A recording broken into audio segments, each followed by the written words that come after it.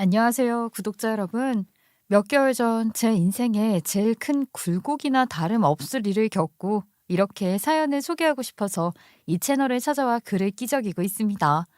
정말 이 일의 끝을 보기까지 너무나도 힘든 억겁의 시간이 저를 괴롭혔지만 고난과 역경을 이기고 나니 제 앞에도 찬란한 빛이 떨어지게 되더라고요. 사람에게는 본인이 이겨낼 만큼의 고통만 주어진다고 하는데 제 심지가 굳은 사람인 건지 아니면 저를 과대평가했던 건지 제가 이겨내기엔 너무 커다란 고통이었어요. 하지만 결과적으로는 이겨냈고요. 시간이 지나고 나니까 이렇게 아무렇지도 않게 여러분들께 제 이야기를 할 만큼 굳건해졌네요.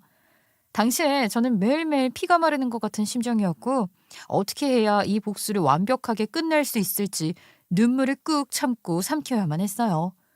복수는 복수를 나는 법이라고 저에게 그저 용서를 하라는 사람들도 있었지만 당한 만큼 갚아주지 않으면 결국에는 바보가 되는 건 저밖에 없더라고요. 조금이라도 빨리 깨닫고 모든 걸 제자리로 돌려놔서 망정이지. 아직까지 질질 끌려다니며 멍청하게 살고 있을 뻔했던 저의 지난 날을 생각하면 참 답답스럽기도 해요. 사랑이란 모든 것을 포옹하고 이해하는 거라 한다면 저는 제 남편을 사랑하지 않았던 것일지도 모르겠습니다. 아무튼 서론이 길어봐야 본론보다 못하니 지금부터 바로 제 이야기 시작해 보도록 하겠습니다.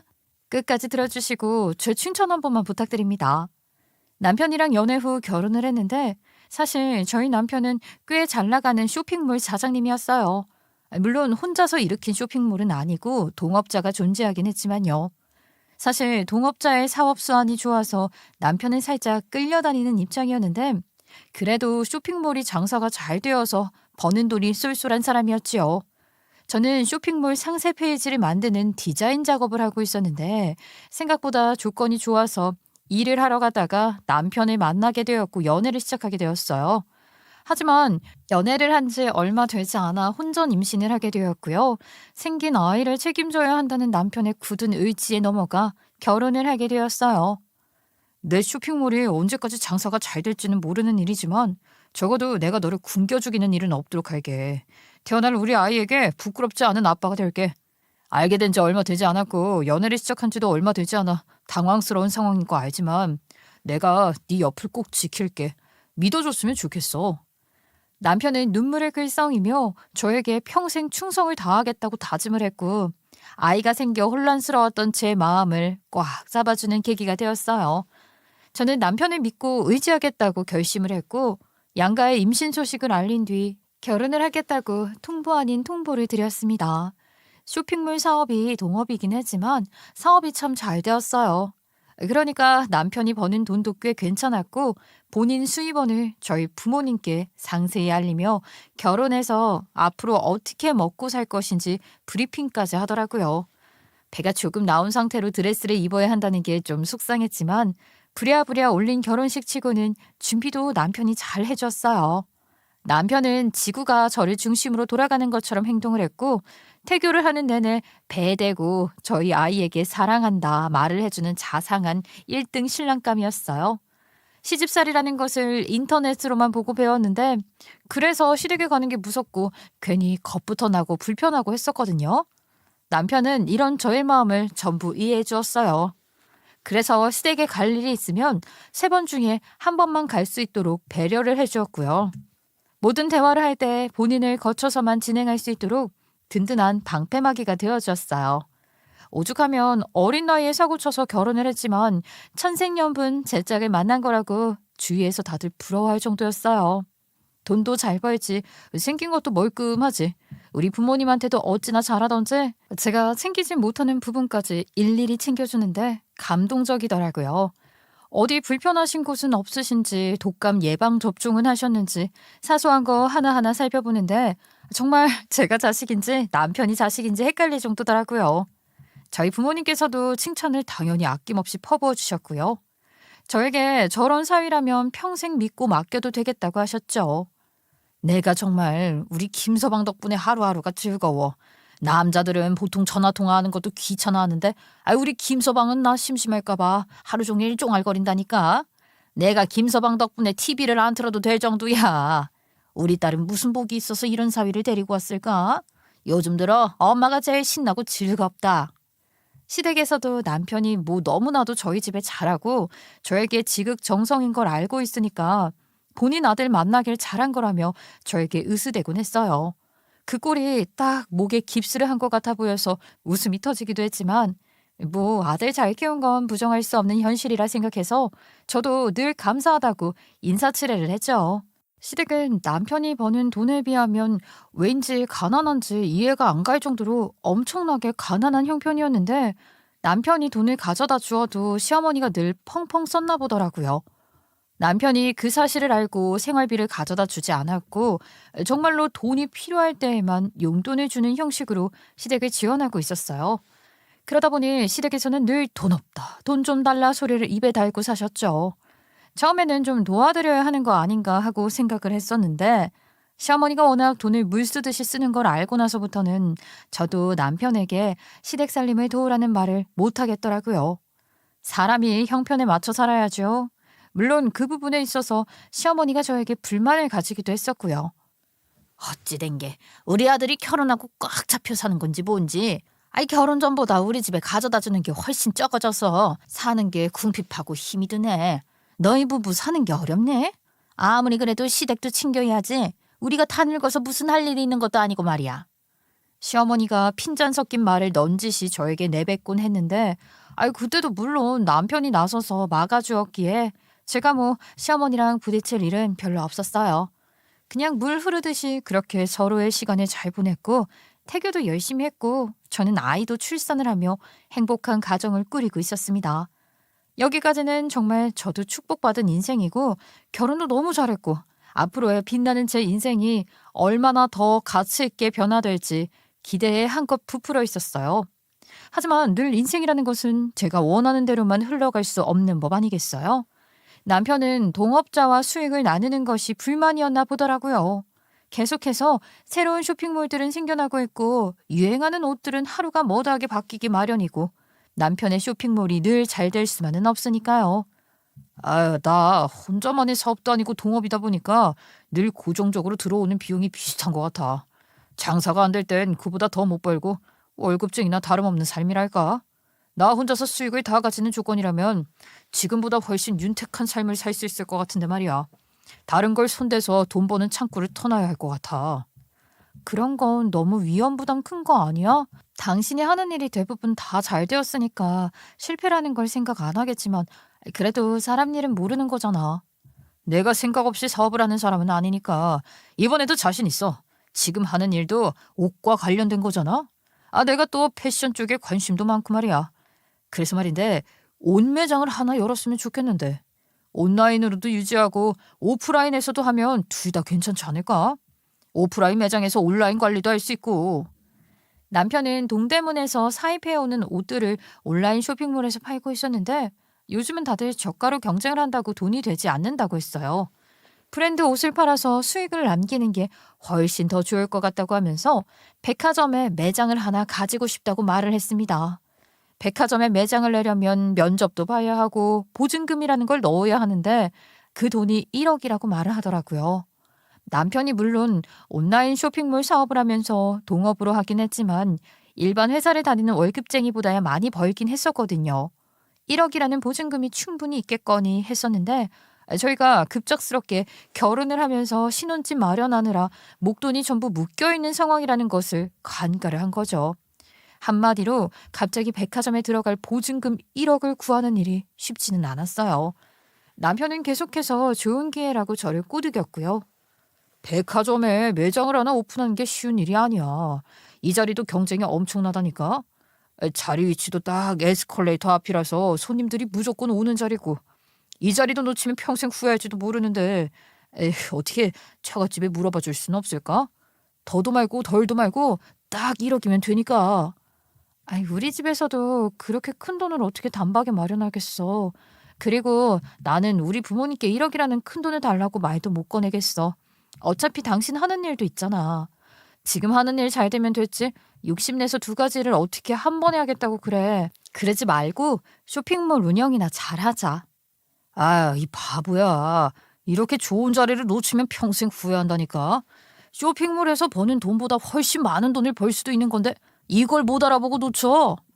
남편은 계속해서 친정에 물어보라고 저를 압박했고, 저는 부모님께 1억이라는 큰 돈을 달라고 말을 할 염치가 없어서 계속 거절을 했어요. 남편은 저에게 좋은 자리 하나 못 알아보는 바보라면서 한숨을 푹푹 쉬었는데, 이게 매일같이 반복이 되니까 저도 기분이 나쁘더라고요. 일한답시고 육아에 도움은 하나도 안 주는 남편이 저에게 1억이라는 돈을 맡겨둔 사람처럼 구니까요. 그리고 그 매장이 무조건 잘 되리라는 법이 어디 있겠어요? 처음으로 남편과 부부싸움을 하는 일이 생기고 말았죠. 남편은 계속해서 제 안목을 무시하는 듯한 발언을 했고, 저는 그게 기분이 나빴거든요. 서로 무시하지 말아라, 무시는 누가 했다고 하냐 하면서 말다툼이 일어났고, 누가 봐도 부부싸움을 한 사람들처럼 대화를 하지 않았어요. 그렇게 서로 코방기나 끼면서 자존심 대결을 하던 도중에 저희 친정 부모님께서 지방에 가지고 계시던 땅이 하나 있었는데, 그 주변에 도로가 뚫리면서 땅값이 오르게 된 겁니다. 지금이 매매에 적기인 타이밍이라고 생각을 하신 친정 부모님께서는 땅을 팔고 꽤 큰 돈을 만지게 되었어요. 정말 운이 좋게 땅값이 한창 올랐을 때 팔아버리셔서 그 주변에 땅을 가지고 있었던 사람들보다 더 큰 돈을 만지게 된 것이었죠. 그 이야기를 저랑 친정엄마랑 통화를 하면서 나눴었는데, 우리 남편이 글쎄 얌체같이 그 소식을 몰래 엿듣고 있었던 거예요. 땅을 팔았고 큰 돈을 만지게 되었다는 사실을 알게 되었으니 우리 남편이 무슨 짓을 했겠어요? 바로 친정집으로 찾아가더라고요. 우리 남편 정말 대단한 게, 큰 돈이 생겼다는 것을 알게 되었다는 사실을 꽁꽁 숨기고는 친정집에 가서 식사를 대접하고 싶다고 하더니만 비싼 소고기집에 모시고 가더라고요. 저랑 사이가 대면대면한 상태였기 때문에 저 인간이 왜 저러나 하고 말았는데, 고기를 먹으며 술을 마시더니만 얼큰하게 취해서는 도와달라고 하더라고요. 제가 이번에 정말 좋은 자리를 하나 발견했습니다. 백화점에 있는 매장 자리인데 여기 매출이 어마어마하다고 하더라고요. 제가 쇼핑몰 일을 하고 있긴 하지만 버는 돈이 생각보단 시원찮아서 아이 키우고 노후 준비하기 벅찰 것 같습니다. 제가 뭐 나중에 마누라 굶길 수는 없는 노릇 아닙니까? 애 교육도 시켜야 하고요. 그러니까 딱 한 번만 눈 감고 도와주시면 안 될까요? 보증금 1억만 보태주시면 제가 어떻게든 갚겠습니다. 정말 잘해보겠습니다. 우리 친정 부모님께서는 제가 이 일로 마음고생을 얼마나 했는지, 남편이랑 얼마나 다퉜는지 전부 알고 계셨어요. 제가 사실 나이도 많은 게 아니었거든요. 혼전 임신으로 20대 중반에 결혼을 하게 되었으니 사실 제가 행복하기만을 바라셨을 텐데 마음고생하는 게 보기 힘드셨겠죠. 돈이 없는 것도 아니고 하니까 부모님께서는 안쓰러운 마음을 가지고 두 눈 딱 감고 한번 도와줘야겠다는 생각을 하셨나 봐요. 거기다가 남편 쇼핑몰이 잘 되어가고 있는 편에 속하기도 했고, 남편 사업 사안이 좋으니까 그거 하나 믿고 지원을 해주시겠다고 하신 거죠. 아휴, 내가 다른 건 몰라도 우리 사위가 그동안 우리한테나 우리 딸한테나 얼마나 잘했는지 잘 알고 있지. 거기다가 사업 사안도 좋으니 내가 한번 믿어봄세. 1억? 내가 당장 내 은행에 가서 보내주겠네. 놓치기 아까운 자리라고 하니 잘 운영해서 먹고 사는데 부족함이 없었으면 좋겠구만. 남편은 정말 머리를 땅에 박을 것처럼 감사하다고 말을 했고, 저에게도 그동안 핀잔을 줘서 미안했다며 눈물을 글썽거리며 이야기를 했어요. 남편이 저에게 진심을 보여주니까 저도 그동안 꽁했던 마음이 사르륵 녹는 것 같았고, 앞으로는 더욱 열심히 살아보자고 굳게 다짐을 했지요. 남편은 친정아버지께서 보내주신 돈으로 본인의 매장을 백화점에서 차리게 되었고, 처음에는 오픈빨인지 뭔지 장사가 무척이나 잘 되었어요. 남편이 말을 했던 것처럼 자리 또한 에스컬레이터 앞에 위치해 있어서 그런지 손님들이 구경이라도 한 번 더 하시더라고요. 장사가 잘 되면서 온라인 쇼핑몰에 투자할 시간이 부족해지자 동업자랑도 사이가 살짝 틀어지게 되었고, 결국 남편은 본인 몫의 지분을 챙긴 뒤에 쇼핑몰에서도 손을 떼게 되었어요. 앞으로는 백화점에 있는 매장만 열심히 운영을 하겠다고 의지를 불태웠고, 저도 뭐 남편의 매장이 잘 되었으니까 별 걱정을 하지 않았죠. 그렇게 2년이라는 시간 동안 매장을 운영했고, 저희 친정 부모님께서 빌려주신 돈 덕분이라며 친정에도요 목숨을 바칠 기세로 아주 잘했어요. 저희 친정 부모님이 지나가는 말로 온천 여행을 하고 싶다고 말을 하신 적이 있는데, 남편이 글쎄 국내에 아주 비싼 온천 호텔에 예약해서 보내주기도 하고요. 저희 친정엄마 화장대에 화장품이 떨어질 틈이 없도록 매번 좋다는 화장품을 사서 보내주고 아버지께도 비싼 양주 선물을 그렇게나 했어요. 친정 부모님께서 친구분들이라도 만나러 가는 날에는 시간이 되면 직접 찾아가서 식사를 대접하기도 했고 정말 사회로서의 할 수 있는 일은 다 한 것 같아요. 저희 친정 부모님께서 입이 침이 마르도록 칭찬을 하실 때마다 제 기분도 무척이나 좋아졌죠. 이런 남편을 얻다니 제 인생의 가장 큰 축복이구나 싶었어요. 아이는 하루가 다르게 커가고 남편은 헌신을 다해 가정에 충성을 바치고 저는 집에서 내조를 열심히 하면서 살았죠. 친정 부모님께서도 자기 딸 데리고 사는 사위가 이렇게 돈도 잘 벌어 가족들에게도 잘해 얼마나 뿌듯하셨겠어요. 1억을 지원한 게 아깝지 않다고 하셨어요. 서로 상부상조인 관계나 다름없으니 온 가족들 얼굴에 웃음꽃이 질 날이 없었습니다. 하지만 세상에 꽃길만 가득할 리 없죠. 사람 일은 언제 어떻게 한순간에 무너지게 될지 모르는 거니까요. 운이 나쁘게도 운영 잘하고 있다가 큰일이 터지게 되었어요. 전 세계적으로 파장을 일으킨 역병이 터지게 되었고 코시국으로 백화점 매출 타격은 물론이고 거리에 지나가는 사람 하나 없는 상황이 발생하고 말았죠. 승승장구할 줄 알았던 매장은 투자를 했던 비용의 반도 건지지 못한 채로 개미새끼 한 마리 지나가지 않는 공허한 공간으로 전락해버렸어요. 남편은 본인 운이 나빴던 것이라며 매일같이 술만 먹기 바빴고 매출이 아예 나오지 않으니까 가게를 유지하는 것조차 힘들어졌죠. 그것보다 더 큰 문제였던 것은 아파트 대출금이 남아 있었는데 그 대출금을 갚는 것조차 어려울 정도로 벌이가 없었다는 것이었어요. 백화점 매장 같은 경우에는 계약 기간이 정해져 있었는데 남편은 계속해서 매장을 운영하느라 드는 비용 지출만 생기고 벌이가 없으니 손해를 보고 매장을 접게 되었어요. 계약 기간을 채우지 못했다는 이유로 보증금도 돌려받지 못했는데 그동안 매장에 들어올 신상 옷들을 꾸준히 받았었고 자리세도 냈고 남편이 돈만 날렸다고 하더라고요. 즉 친정 부모님께 어떻게든 갚겠다고 돈을 빌릴 땐 큰 소리를 떵떵 치긴 했었는데 막상 매장을 접고 나니까 갚을 수 있는 돈이 없었던 거죠. 하지만 남편이 그 상황에서 뭐를 더 할 수 있었겠어요? 수중에 남은 건 계약 기간 조금 남은 의류 매장뿐인데 그조차 접어버렸으니 이런 역병이 터질 줄 누가 알았겠냐고. 코시국이 말이야. 밖에 나가는 사람도 없고 밖에 나가지라는데 옷이 왜 필요해. 의류 사업은 돈이 안 돼. 저는 남편이 뭔가 깨달은 것처럼 이야기를 하는데 이걸 왜 지금 와서 깨달았는지 의문이더라고요. 다들 밖에 나가지도 않고 재택근무를 하는데 이 와중에 누가 옷을 사요. 잠옷이나 팔렸으면 모를까. 아유 진짜 답답하더라고요. 하지만 남편은 또 다른 것이 생각이 났다면서 장사를 시작해야겠다고 하더라고요. 저는 당연히 한숨만 푹푹 나왔죠. 남편이 할 줄 아는 게 뭐가 있다고 장사를 하겠다는 건지 이제는 제발 평범하게 아무 회사에 취직이나 했으면 좋겠다 싶었어요. 물론 코시국 때문에 취업도 엄청나게 힘들다고는 하지만 남편은 취직을 할 마음 자체가 없었어요. 남편은 얼마 남지 않은 돈을 들고 배달 음식 장사를 하겠다고 설쳤고 저는 극구 만류를 했지만 남편의 고집을 꺾을 수가 없었어요. 아니, 집에서 요리 한 번을 하지 않는 남편이 도대체 무슨 음식 장사를 하겠다는 건지 속이 시커멓게 타버리다 못해 제가 되어 사라져버렸다니까요. 그나마 수중에 가지고 있는 돈까지도 전부 날려먹을 거라 생각하고 말렸죠. 도대체 돈이 어디 있어서 음식 장사를 하겠다는 거야? 음식 장사가 쉬운 줄 알아? 식재료 값에 조리도구에 주방 가전에 그거 다 새로 들여야 할 거 아니야. 난 당신이 제발 정신 차리고 지금이라도 우리 아이와 나를 위해서 취직을 했으면 좋겠어. 장사라는 건 한철인 거야, 한철. 딱 한철 장사에서 돈 뽑아먹고 다른 걸로 갈아타야 하는 거라니까. 지금 시국이 어떤 시국이야? 집 밖으로 안 나오는 시국 아니야. 배달 음식 장사라면 이거 무조건 돈 번다니까. 나 한 번만 믿어봐. 나 믿어서 여태까지 손해본 적 있어? 없잖아. 남편은 믿는 구석이라도 있는지 아주 당당하게 행동을 했는데 그 믿는 구석이란 바로 우리 친정 부모님이었어요. 저한테는 말도 하지 않고 우리 친정에 찾아가서는 또 한 번 손을 벌린 거 있죠. 배달 음식점을 오픈하려고 생각 중인데 이번에는 3억이 필요하다고요. 제가 염치 없이 손 벌리는 거 잘 알고 있습니다.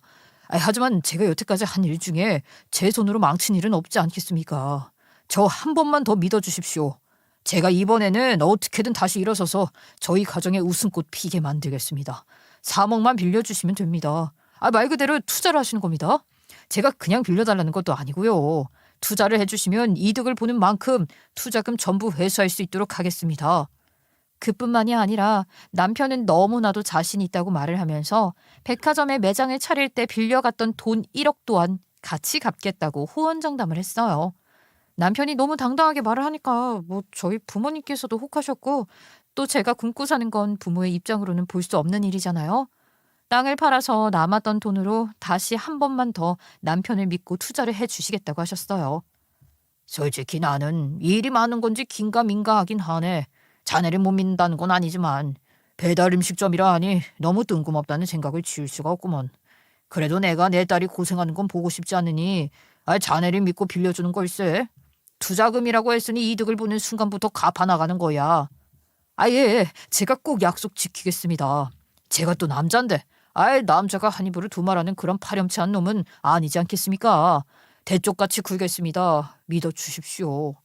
하지만 이쯤에서 끝날 돈 문제였으면 제가 답답하지는 않죠.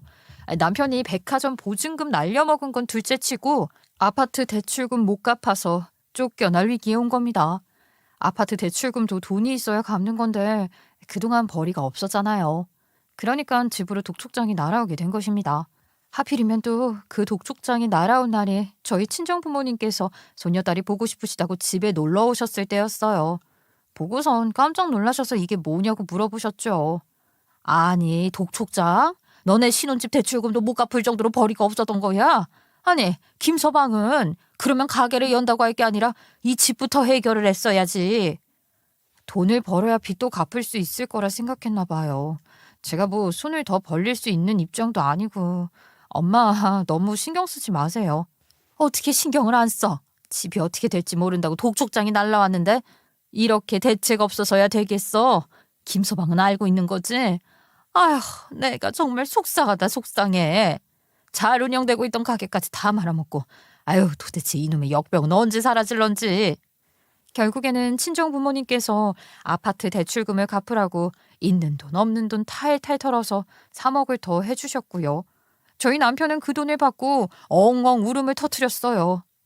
장인어른, 장모님, 정말 죄송합니다. 제가 다 못나서 이 정도 빚도 해결을 못해서 장인어른과 장모님 가슴에 대못을 받고 제가 살면서 다 갚을게요.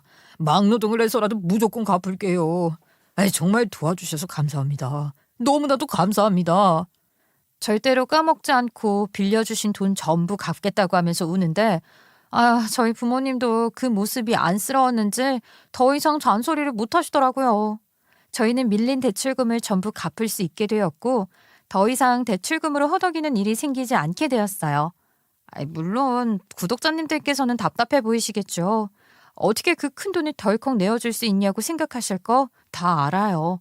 하지만 그동안 남편이 정말로 저희 친정부모님께 잘했어요. 듬직한 모습 많이 보여주었고 이런 예기치 못한 일이 생기기 전까지는 정말 가정으로서 충실한 모습을 보여주었으니까요. 게다가 부모님 입장에서는 일단 자식부터 살려야 하지 않겠냐는 마음으로 저희 부부를 도와주실 수밖에 없으셨대요. 남편은 늘 항상 친정 부모님 앞에서 죄송해하는 모습을 보여주었고 주눅이 잔뜩 들어있었어요. 여기서 시댁은 뭘 했냐고 물어보신다면 앞서 말씀드렸듯이 저희 시댁은 우리 집보다 더 가난하고 가진 게 없는 사람들이었어요. 그러니까 10원짜리 한 장도 나오지 않은 그런 집이었어요. 아무튼 친정에 손을 벌리고 빚더미에서 출발을 하게 된 배달 음식 장사는 의외로 요리를 전공한 신우가 일손을 도우면서 점점 번창하기 시작했어요. 남편은 신우가 하는 것들 보고 레시피를 따라 배우며 음식을 만드는 일에 익숙해지기 시작했고 신우가 없어도 혼자 매장 운영을 할 수 있을 정도까지 발전을 했어요. 신우가 요리를 전공한 덕분인지 뭔지 특별한 맛이 더 있다며 소문이 나면서 배달 주문이 쏟아지기 시작했어요. 사람이 정말 죽으라는 법은 없나 보더라고요. 남편은 본인이 벌인 일이니 본인이 책임을 지겠다면서 정말 열심히 살았습니다. 집에 와서도 내내 뭘 더 개발할까, 연구를 할까 고민이 많았고 잠자는 시간까지 줄여가면서 식재료 관리를 했고요. 제가 봐도 참 안쓰러웠어요. 요즘 장사가 잘 된다고 들었는데 손에 습진이며 뭐며 아이고 이거 다 부르튼 거 봐라. 세제를 하도 만지니까 이렇게 되는 거야. 고무장갑을 껴야지. 김서방 많이 힘들지? 장사하는 게 참 쉬운 일이 아닌데 말이야. 고무장갑을 끼면 뽀드득하게 닦이는 맛이 나지 않더라고요. 장모님, 저요 하나도 안 힘들어요. 이런 습진 주부들은 다 가지고 있는 거라면서요. 저 진짜 괜찮아요. 제가 꼭 제기해서 장모님께 효도하고요. 장인어른께 전부 다 갚을 거예요. 그러니까 저 믿어주세요. 오죽하면 친정엄마가 눈물을 글썽이실 정도로 남편은 정말 열심히 했어요. 거의 매일 밤 12시까지 가게 문을 열고 배달 음식을 팔기 시작했죠. 매장이 조리시설 말고 딱히 홀이 있었던 것은 아니어서 정말 작은 자리에서 시작을 했거든요. 문을 열면 바로 주방인 그런 곳이요. 공간이 작으니까 자릿세도 얼마 나오지 않았고 코시국의 영향으로 배달 음식 업계가 성황을 이루면서 주문이 계속 들어오고 장사가 잘 되고 돈을 막 벌기 시작했어요. 밖에서 외식을 하지 못하니까 배달 음식을 시켜 먹는 사람들이 많더라고요. 거기다가 남편 가게가 원룸이 많은 동네였어요. 남편은 1인분씩 음식을 팔기 시작했고 가격도 비싸지 않게 부담스럽지 않게 구성해서 팔기 시작을 했죠. 남편 가게는 금방 동네 맛집으로 인정을 받았어요. 초반에 신우가 도와주었기 때문에 자리를 잘 잡을 수 있었던 것이라 생각을 했고 저희 부부는 신우에게도 참 잘했어요.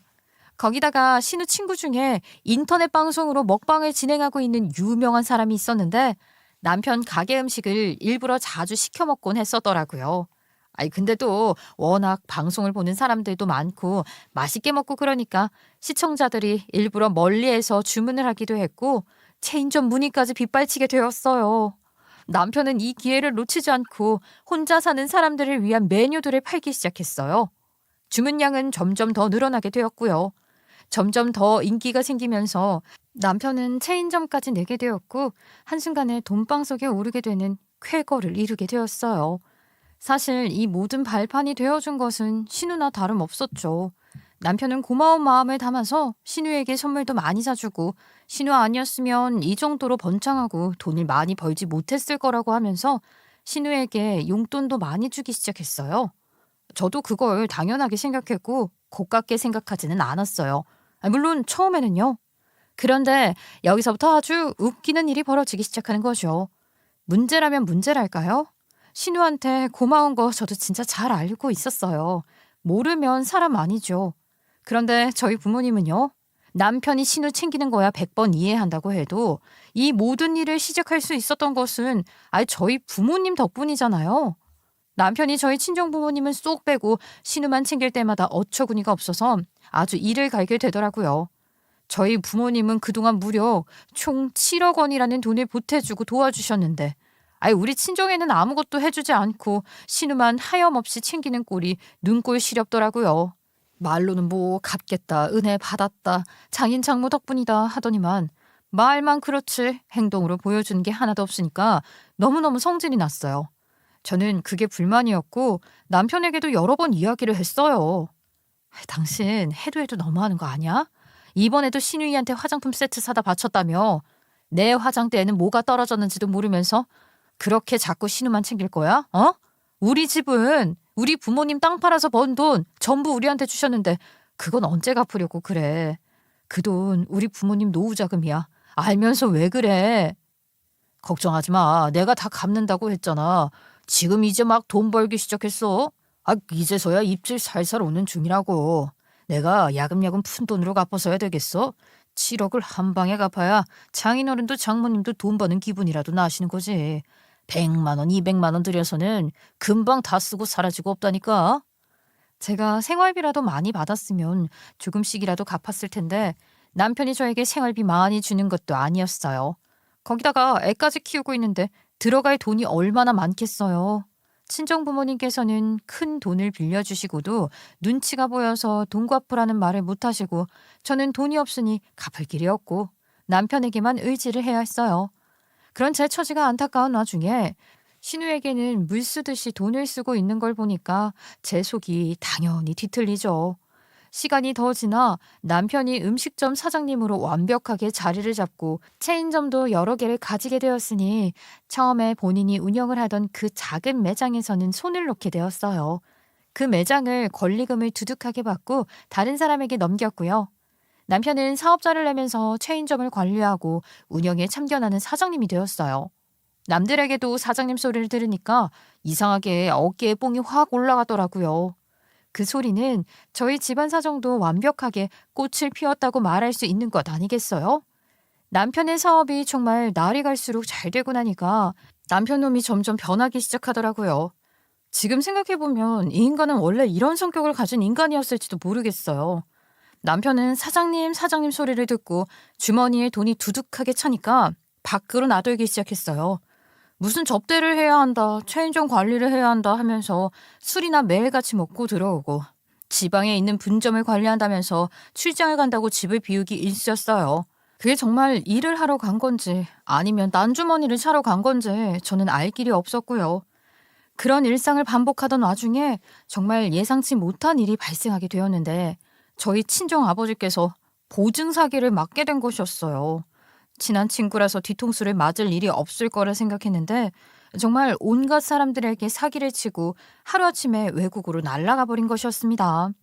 아버지께서는 큰 돈을 한순간에 날려먹게 되었고 집까지 넘어갈 위기에 처했어요. 당연히 친정 부모님께서는 저한테밖에 도와달라 요청을 하실 수 없었습니다. 남편의 사업이 잘 되고 있다는 것을 알고 계셨으니까요. 하루빨리 돈을 갚았으면 좋겠다고 넌지시 이야기를 하시더라고요. 아유, 집으로 독촉장이 날라오는 걸 보니까 예전에 니네 집으로 날라왔던 독촉장 생각도 나고 말이야. 내가 불안해서 잠을 쉽게 잘 수도 없어. 그리고 김서방 사업도 잘 되지 않니? 지금은 요리도 안 하고 뭐 체인점 관리만 한다며. 아유, 우리한테 빌려갔던 7억만 갚으면 우리도 빚 갚고 먹고 사는데 문제가 없을 것 같구나. 저는 불안해서 잠도 제대로 못 주무신다는 말이 너무나도 가슴 아팠고 집으로 퇴근하고 돌아온 남편을 붙잡고 이야기를 했어요. 아니, 당신 사업도 잘 되어가고 있고 이제는 슬슬 우리 부모님께 빌려갔던 돈을 갚아줬으면 좋겠어. 지금 우리 친정 상황이 많이 좋지 않아서 하루빨리 돈이 필요하시대. 당신이 갚겠다고 말을 하고 빌려간 투자금이니까 이제 돌려드려야 하지 않을까? 뭐? 아이, 내가 갑자기 7억이 어디서 나와. 하늘에서 뚝 떨어질 수 있는 돈도 아니고. 아이, 나 돈 없어. 아이, 그 돈이 700만 원이면 몰라도 억 단위잖아, 억. 남편은 갑자기 돈이 없다고 오리발을 내밀면서 죽었다 깨어나도 7억을 갚을 수 있는 길이 없다고 했어요. 그게 말이나 되는 소리야? 아무리 그래도 체인점이 한두 개도 아니고 전국적으로 늘어난 마당에 관리하면서 버는 돈도 충분할 거 아니야. 그동안 그 돈을 못 모았다는 건 말이 안 돼. 그러면 급한 불이라도 끄게 반이라도 돌려주던가. 당장 우리 친정집 넘어가게 생겼는데 어떡해. 그리고 남편이 발뺌을 하는 게 수상했던 게 남편이 신우이랑 통화를 하는 것을 들었었는데 한 달에 억소리 나게 돈이 들어온다면서 엄청나게 좋아했었단 말이에요. 이제 살림 다 폈다. 돈 실컷 모아서 펑펑 쓸 거다 하면서 아주 깔깔거리는 걸 다 들었는데 이제 와서 돈 없다고 발뺌하는 게 이게 말이나 되나요? 남편은 지방에 체인점 관리를 하러 다녀야 한다면서 차도 새 차로 바꿨고요. 옷장에도 명품들을 쌓아놓고 살고 있었어요. 그것들만 정리해도 큰 돈이 나오겠다 싶었죠. 저는 발뺌하며 모른 척으로 일관하는 남편에게 너무나도 화가 났고 명품들을 다 꺼내어 바닥에 던지고 발로 짓밟으면서 돈 내놓으라고 소리를 쳤어요. 아니, 우리 집에 돈 빌릴 때는 세상 굽신거리더니만 돈 받아 처먹고 나니까 이제 와서 모른 척 발뺌을 해? 당신이 그러고도 사람이야? 우리 힘들 때 도와준 게 누군데? 아, 내가 설마 돈이 있는데 주기 싫어서 없다고 하는 거겠어? 나 이번에 대출 받았단 말이야. 그래서 돈이 없는 거라고. 나도 장인 장모님한테 감사한 거 다 알지. 내가 돈이 있으면 갚았을 거라니까. 사람을 뭘로 보고. 뭐라고? 대출을 받아? 아니, 나 모르게 무슨 대출을 받았다는 거야. 도대체 내가 이해를 할 수가 없네. 부부 사이에 그런 건 깔끔하게 말해줘야 하는 거 아니야? 당신은 사업에 대해서 아는 게 없잖아. 다 사업하느라 필요한 돈이었어. 그리고 적당히 대출도 받고 해야 경제가 돌아가는 거 몰라? 세상 경제를 당신이 왜 책임을 지고 그래? 당신이 무슨 대통령이라도 돼? 아니면 대기업 회장님이야? 정신 좀 차려. 아무튼 나 지금 돈 없다고. 지금 빚 갚아야 할 게 태산인데. 내가 7억을 무슨 수로 마련해서 처갓집에 갖다 드려? 뭐 추가로 대출이라도 더 받아서 줘야 돼? 그러다가 우리 집 또 망해. 지금 우리 먹고 살 걱정부터 해야 하는 게 정상 아니야? 그러길래 왜 나한테 말도 안 하고 대출을 받고 그러냐고. 나한테 적어도 상의는 했어야지. 내가 당신이랑 결혼을 하고 한 입을 덮고 사는 건 맞아? 우리가 부부 맞냐고. 나한테 너무 비밀 만드는 거 아니야? 야, 조용히 좀 해. 우리 부모님께 식사 대접하겠다고 집으로 초대해놓고 왜 이 난리를 치는데? 너 일부러 우리 부모님 들으라고 하는 말이야? 그래, 내가 하도 기가 막혀서 들으시라고 불렀다. 마누라 몰래 대출이나 받고 우리 집에 빌려간 돈은 갚지도 않고. 그게 사람이 할 짓이야? 너 양심이 없어. 이게 진짜 보자 하니까 내가 언제 안 갚는다고 그랬어? 왜 이렇게 보채는데 갚는다고. 우리 부모님 보기 쪽팔리니까 그만 말하라고. 쪽팔린 건 아니? 네가 한 짓이 얼마나 양아치들이 하는 짓인지 알겠어. 그럼 돈 갚어. 우리 부모님한테 빌려간 돈 갚으라고. 제가 일부러 시부모님을 초대한 자리에서 미친 여자처럼 난리를 피웠더니만 남편이 진절머리를 치더라고요. 저는 갈 때까지 한번 가보자는 심산으로 일부러 이런 짓을 벌인 것이었죠. 이렇게라도 해야 남편이 기분 나빠서라도 돈을 갚을 거라 생각을 했거든요. 야, 너 진짜 독하다. 우리 부모님 앞에 두고 일부러 이런 짓까지 하고. 나는 돈 없어. 우리 부모님 뵙기 부끄러우니까 그냥 집으로 모셔다 드리고 올게. 밥은 너 혼자 처먹던지 말던지 알아서 하고. 내가 진짜 남편이 시부모님께 소란을 피워서 죄송하다고 하며 배웅을 나간 사이에 저는 씩씩거리면서 화를 참고 있었는데 그 순간 남편의 휴대폰이 요란스럽게도 울리더라고요. 누군가 하고 봤더니 신우이였고 저도 신우한테 한 소리 하고 싶었기 때문에 일부러 그 전화를 받았어요. 제가 못 받을 전화는 아니었으니까요. 그런데 전화를 받자마자 신우가 들뜬 목소리로 신이 나서 막 혼자 떠드는 거예요. 오빠, 나 진짜 집이 너무 좋아서 눈물까지 나더라니까. 현관문 앞에 딱 섰는데 이게 내 집이라니. 너무 감동적이잖아. 오빠, 너무 고마워. 오빠 덕분에 이런 집에서 살아본다. 아가씨, 저예요? 옳게요. 아니, 집이라니 그게 무슨 소리예요? 아가씨 이사 갔어요? 무슨 집? 그게 왜 우리 남편 덕분이에요? 아직 언니 몰랐구나. 이번에 오빠가 나한테 장사 레시피 알려준 거 너무 고맙다고 큰맘 먹고 신도시 아파트 하나 해줬잖아. 저는 완전 처음 듣는 소린데요. 지금 그러니까 남편이 아가씨한테 집을 해줬다는 거죠? 그것도 신도시에? 당연히 말하고 해준 줄 알았더니 몰랐어? 차인점까지 줄줄 내게 된 공로가 전부 내 덕이라더라. 내 친구가 인터넷 방송으로 먹방하는 거 알지? 걔가 홍보 잘해줬잖아. 고맙다고 걔한테도 명품백 하나 선물해주던데. 저는 그 말에 너무나도 큰 충격을 받았어요. 남편이 시부모를 배웅하고 왔는지 피곤해하며 집으로 들어오는데 제가 바로 따지고 들었죠. 신우한테 집 해줬다는 게 무슨 소리야 도대체? 그것도 신도시에. 거기는 전부 줄줄이 브랜드 이름 달려있는 새 아파트 아니야? 아니, 그 사실을 어떻게 알았어? 내가 몰래 해주느라 힘들었는데. 설마 동생이 전화해서 자랑했어? 그거 진짜 내가 입 다물라고 했더니 그 촉새가. 지금 그게 중요해? 설마 신우한테 집 해주겠다고 대출까지 받은 거야? 내가 정말 못 살겠다. 당신이 어떻게 이런 식으로 내 뒤통수를 칠 수가 있어? 뒤통수라니. 그럼 내가 전국적으로 체인점까지 가지게 되고 사장님 소리 들으면서 이렇게 돈 벌게 된 게 누구인데. 당연히 내 동생 덕분 아니야? 내 동생 아니었으면 애초에 장사 시작도 못했을 거야. 고마워서 아파트로 갚았다. 왜? 그동안 고맙다고 신우한테 해준 게 얼만데. 명품 가방 사줘, 옷 사줘, 용돈 줘. 그걸로 이미 고마운 마음은 분에 넘치게 해준 거 아니야? 집까지 해주는 건 오바 아니냐고.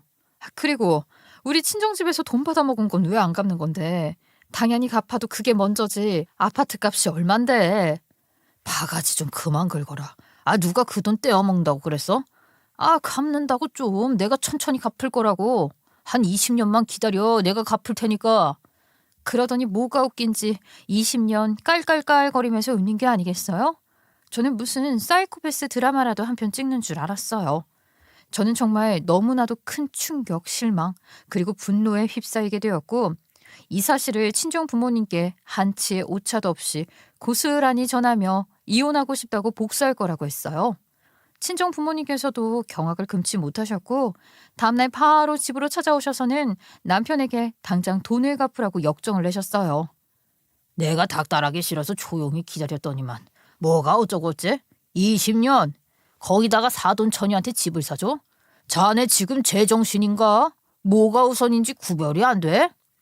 아, 참, 장인어른까지 왜 그러세요? 같은 핏줄 아니랄까봐 되게 돈돈거리시네. 제가 안 갚는다고 했습니까? 7억 가지고 왜 이렇게 벌벌 떠세요? 금방 갚는다고요. 자꾸 이런 식으로 붙이시면 진짜 안 갚는 수가 있습니다. 제 기분 뒤틀리게 하지 마세요. 친정아버지께서는 콧방귀를 끼시더니 갑자기 휴대폰에서 영상 하나를 찾아 재생을 하셨어요. 그 영상 속에는 남편이 무릎을 꿇고 있더라고요. 저는 존재도 몰랐던 영상이라서 아버지께서 재생하시는 걸 뚫어져라 바라보고 있었어요. 그 영상은 바로 몇 년 전에 남편이 친정아버지께 돈을 빌렸을 때 그리고 저희 아파트 대출금 갚아주셨을 때의 영상이더라고요. 남편은 당황해하며 이 영상을 언제 찍은 거냐는 눈빛으로 친정아버지를 보고 있었어요. 내가 혹시 몰라서 가지고 있길 잘했지. 그때 우리 소녀딸이 막 할아버지 할머니하고 입을 열대라 영상으로 남겨놔야 한다고 찍어뒀던 거다. 뒤에 자네가 무릎 꿇고 그 돈 갚겠다고 빌려달라고 사정사정하는 게 다 찍혀있지 뭐야. 내가 영상 찍다가 놀래서 무슨 일이냐고 물어봤었는데 말이지. 영상 끄는 걸 까먹어서 자네가 한 말이며 행동이며 전부 휴대폰에 녹화가 되어 있었다 이 말이야. 영상을 미처 종료하지 못한 아버지 휴대폰에 남편이 돈을 빌려달라고 한 거, 전부 갚겠다고 한 거, 남편이 무릎 꿇고 감사하다고 한 것이 전부 녹화되어 있었어요. 더 기가 막힌 것은 돈을 이자까지 쳐서 갚겠다고 자기는 한 입으로 두말하는 사람이 아니라고 한 것까지 전부 담겨 있었어요. 이거는 몰래 한 거나 다름없잖아요. 몰래 찍은 거는 법적 효력이 전혀 없는 거 모르세요? 거기다가 전날 저 술도 마셨을 겁니다. 심신미약 상태였다고요. 그런 상태에서 무슨 말을 못하겠어요. 절대로 저는 모르는 일입니다. 그래, 이게 법적 효력이 있는 건지 없는 건지 내 한번 따져보도록 하지. 경찰서에 가서 영상 보여주고 이게 법적 증거가 되냐 안 되냐 물어보면 그만 아닌가. 당장 가자고. 그러면서 휴대폰을 들고 벌떡 일어나시더라고요. 남편은 사색이 되어서 당장 신발을 신으려는 아버지를 말리더군요. 아니 장인어른 이런 걸로 무슨 경찰서까지 간다고 그러세요. 돈 갚을게요. 갚으려고 했다니까요. 제가 뜯어먹으려고 한 게 아니라고요. 제가 뭐 각서라도 써야 믿으시겠어요? 다음 달부터 바로 돈 드릴게요. 계좌번호나 문자 메시지로 찍어주세요. 참나. 그렇게 다음 달부터 돈을 갚겠다고 호언장담을 하며 당당하게 굴던 남편놈은 그 뒤로 또 입을 싹 씻더라고요. 한 달이 지나자 아버지께서는 참을 수 없다고 하시면서 바로 경찰서에 가서 신고를 접수했는데 아주 기가 막히게도 이 영상에 얼굴도 찍혀있고 음성도 깔끔하게 녹음이 되어 있잖아요. 그 이후에 돈을 이체한 기록까지 3박자가 딱딱 들어맞았으니 법적인 효력이 발동한다고 하더라고요. 몇백만 원도 아니고 무려 7억이나 되는 돈이니까 경찰서에서도 큰 건수 잡았다고 생각했는지 바로 신고를 받아주었어요. 아버지는 그쯤에서 멈추면 이 못된 놈이 정신을 차리지 못할 것이라 하시면서 지급 명령에 관한 민사 서류를 신청해서 접수를 하셨어요. 소액도 아니고 거액이다 보니까 지급 명령에 대한 소송에서 승소를 하게 되었고요. 지급 명령 확정이 났음에도 배째라고 나오는 남편에게 채무 불이행자 명부를 등록해버리셨죠. 이게 말이 어려워서 그런데 한마디로 남편을 신용불량자로 만들었다는 이야기입니다. 저는 소송이 시작된과 동시에 별거를 시작하며 이혼소송도 준비했어요. 시댁이고 남편이고 저에게 이렇게까지 해야 하냐며 적반하장으로 나왔는데 그 꼴 보기 싫어서 도망 나온 거나 다름없었죠. 암튼 남편은 7억이라는 돈을 지급하지 않아서 신용불량자가 된 것도 모자라 지급 명령 승소로 붙게 된 법정 이자까지 물어야 하는 판이 되었어요. 신용불량자가 되었으니 남편 사업이 제대로 굴러가겠어요? 보증보험에 관련해서 문제가 생기기 시작하면서 당연히 남편 사업장에도 지장이 생기게 되었죠. 본인 상황이 점점 악화된다는 걸 깨달았는지 신용불량자가 된 것을 풀어달라고 친정에 찾아와 빌더라고요. 제가 그 참 전에 사자의 코털을 건드린 것 같습니다. 잘못했습니다. 이혼요? 해달라는 대로 다 해주겠습니다. 제발 신용불량자 이것만 풀어주세요. 법정 이자까지 쳐서 한 번에 돈 다 갚으면 그때 풀어줄게. 당신이 돈 갚겠다고 입만 열어놓고 안 갚은 게 벌써 몇 년이야? 더는 못 봐줘. 나 진짜로 돈이 없어서 그래. 나 한 번만 기다려주면 안 돼? 내 말 못 믿는 거 아는데 제발. 나 사업장에서도 지금 밀려나게 생겼다고. 저는 제가 알바 아니라며 일축을 했고 결국에는 이리 치이고 저리 치이던 남편놈은 감당이 되지 않는 이자에 골머리를 썩기 시작했어요. 원래요 법정 이자가 높거든요. 그러니까 신우에게 집 사줬던 것을 다시 되팔아서 저희 친정 부모님께 돈을 갚았고 저는 이혼 소송에서 승소를 했어요. 전 남편이 되어버린 그놈의 사업체는 전 남편이 갑자기 신용불량자가 되고 보증보험에 문제가 생기게 되니까 실질적인 타격을 입게 되었죠. 가맹점주들이 전부 불안해하면서 들고 일어서기 시작했고 전 남편은 결국 본인 사업장에서 사장직을 내려놓고 쫓겨나게 되었어요. 저는 이혼 소송에서 승소를 하자마자 재산분할 신청을 했고요. 더 나아가서 양육비까지 전부 일시불로 물어내라 했어요. 저 입만 열면 나중에 주겠다 거짓말만 늘어놓는데 양육비도 돈 없다고 안 주면 어떻게 하나요? 한 방에 딱 받아내야죠. 전 남편은 결국 가진 사업체, 집 전부 팔아서 저에게 재산을 뚝 떼어줘야 했고 빈털터리가 되어서 이전 시댁으로 돌아가게 되었답니다. 거기서도 백수나 다름없으니까 꺼다 놓은 보리자루 신세가 된 것은 물론이고 이전 신우에게 집을 해줬다가 빼앗았으니 서로 앙숙처럼 지낸다고 하더라고요. 전 남편이 할 줄 아는 게 없으니까 어떻게든 양육비를 마련하기 위해서 아르바이트를 전전긍긍하다가 결국 식당에 들어가서 잡일거리마다 한다고 하더라고요. 아유 그렇게 큰 소리 떵떵 치면서 저를 무시하고 살더니만 허드렛 일 하면서 입에 풀칠하는 꼴이 아주 기가 막히죠. 이래서 마음 곱게 쓰고 살아야 한다는 말이 있나 봅니다. 빌려갔던 돈 7억에 이자까지 갚아서 유치장 신세는 면했지만 차라리 유치장이 나았을지도요. 거기는 밥 먹는다고 눈치 주는 가족들은 없으니까요. 앞으로 지옥 같은 인생에서 허덕이며 살길 바랍니다.